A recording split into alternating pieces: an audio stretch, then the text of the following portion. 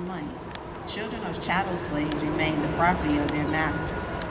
America's New Holiday is a wonderful way to give and receive factual knowledge and wisdom on what happened when emancipation was ordered, decreed, issued, and passed into law for New World Africans and their African American descendants.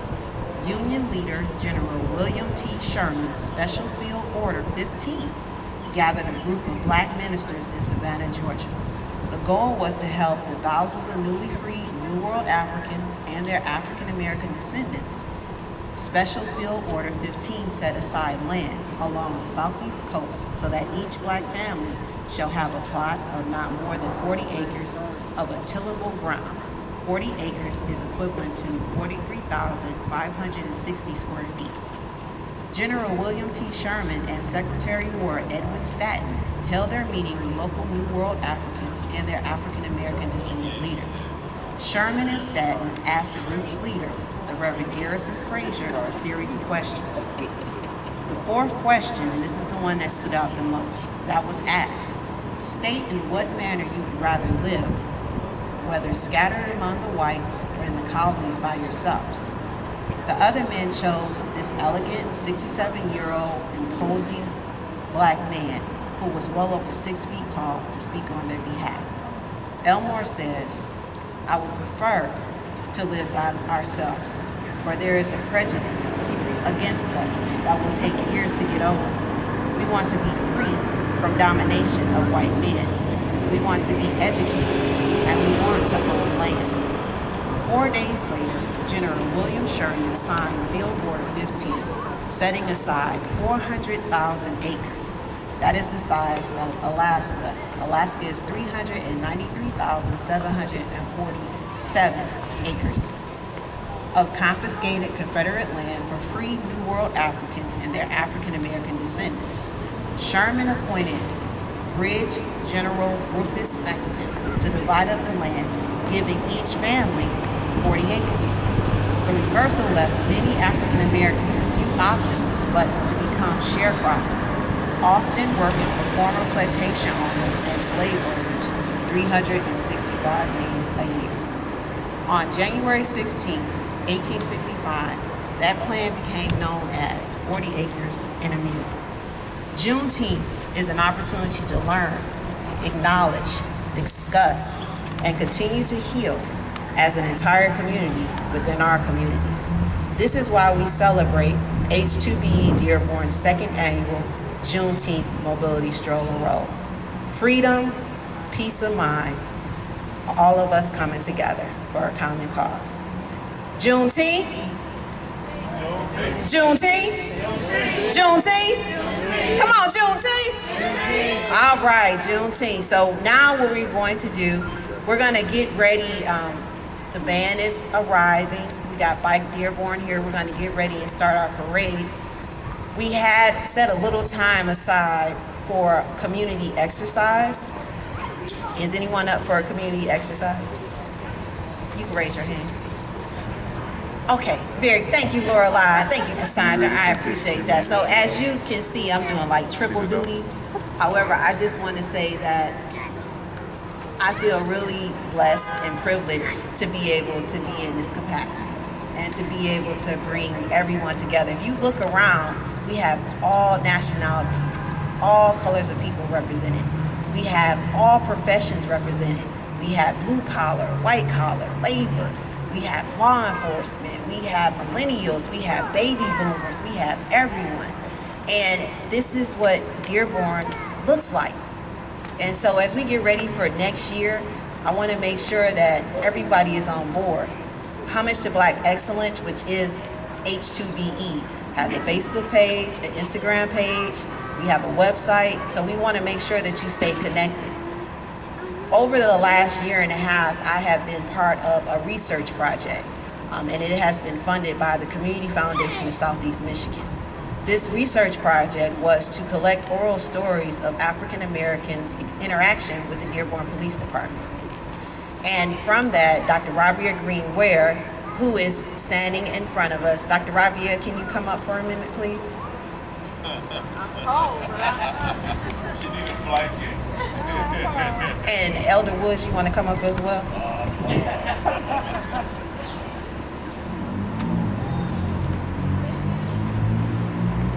So Dr. Rabia Greenware flew in specifically for this weekend from Tallahassee, Florida.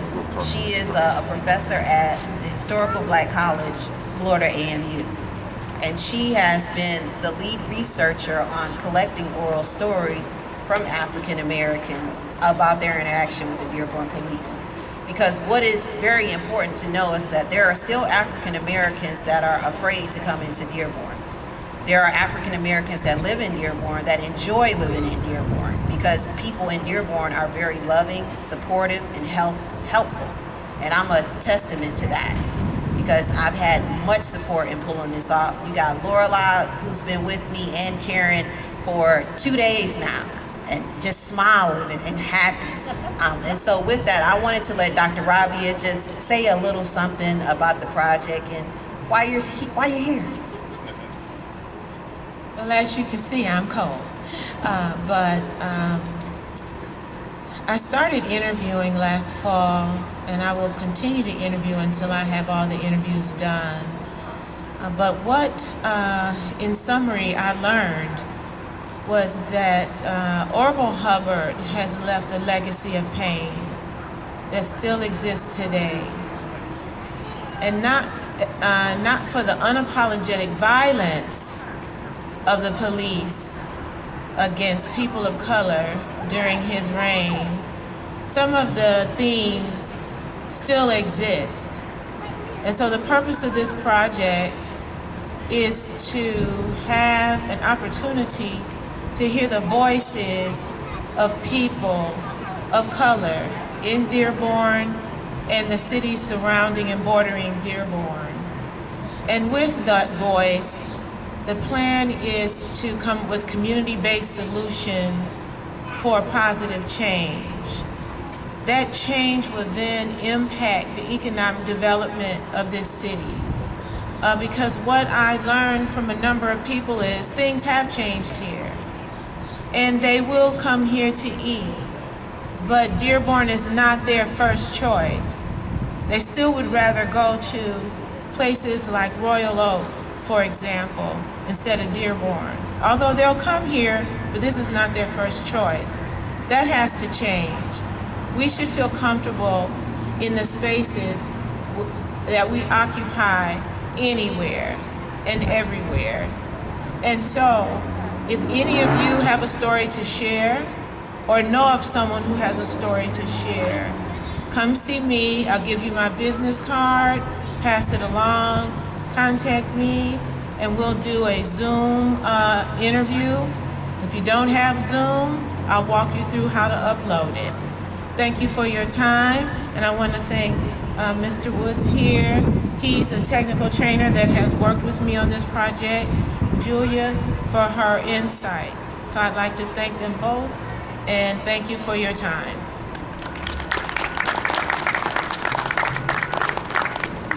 So you have heard a little bit about the research project, and I'm gonna are you getting ready? Oh, right, you gotta go. Okay. Okay, come on, Elder Woods, and say something to the people. I appreciate it. Thank you, everyone, and thank you for this day. Thank you for this day of unity. I'm a TTA provider for the Community Foundation of Michigan, in which we work with police departments as well as community leaders to try to bring some reconciliation or find ways to work together. And so it's our honor and our privilege to join with Dr. Rabia and Julia on this particular project. We are very appreciative of some of the things has been gained even during this process, at the table with the mayor, at the table with the police chief, and doing things to try to bring this community together. You know, so I would leave with this. It's time for us to turn to each other, not on each other. And this is an opportunity for us all to come together to bring healing and restoration in Dearborn. So God bless you. Thank you, Elder Woods. So with that being said, now we're going to go into our community warm-up. I do want to say a special thank you to all of the Dearborn Police Department that is out today. We were sponsored by Downtown Dearborn, who covered the cost to make sure that we had the Dearborn Police on hand today. So I want to make sure that we acknowledge them. I also, let's give it up for Downtown Dearborn. And you notice a lot of the Dearborn police officers are very handsome. And I also want to acknowledge SMART for their sponsorship as well. I want to thank the individual on the Rosa Parks bus, Eric, who has been with us as well. I also want to thank the ICC, the Intercultural Community Center of Dearborn. And I want to thank Christ Episcopal Church. I want to thank the Community Foundation of Southeast Michigan. I want to thank the Dearborn City Council. I want to thank Al Wassan. Al Wassan custom designed these t-shirts for us. Al Wassan. He has been a business owner here in the city of Dearborn for at least 20 years. We have free t-shirts for everyone across the street at the corner. So I want to make sure everyone gets their free t-shirt also. So with that being said, let's go into our semi-warm-up. All right, everybody, let's march in place. This is gonna be real simple and easy. It ain't gonna be all stressful. All right, now what we're gonna do is we're going to reach to the right, and then reach, and then reach, and then reach. And then what you want to do is take your hands up. Feel that beautiful stretch. Isn't that beautiful? Let's do it again. Hey. And then what we're going to do is we're going to just turn to the left. And then turn to the right. One more time to the left. One more time to the left. Other side. Then what you want to do is take your hands up. Hold them up, reach for the sky. Oh, isn't that beautiful? Don't hurt yourself. Reach, reach, and then we're going to shake it out. Shake it out. Shake it out. Shake it out. Let's do it one more time. Hands up. Reach to the sky. Feel that? Oh, don't that feel good? Oh, yeah. Let's shake it on out. Let's shake. Let's shake. Let's shake. All right, you got your warm-up. So now we're going to get ready. Yes. We're going to get ready and start the parade. Martin Luther King Band will be the first person in the lineup. Let me give you the lineup so you can know everybody that's participating.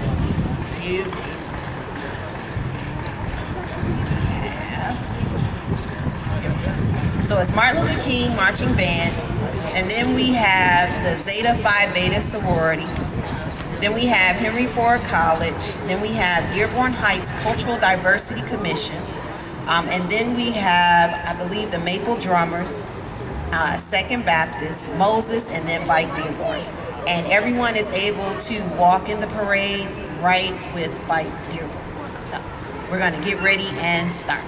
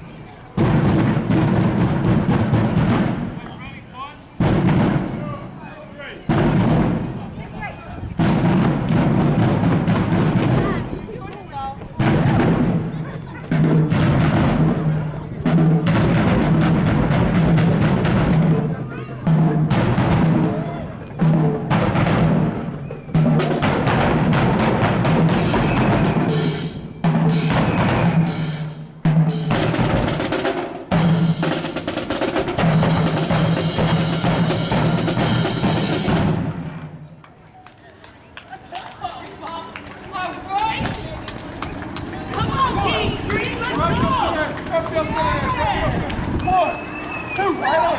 1, 2, and up.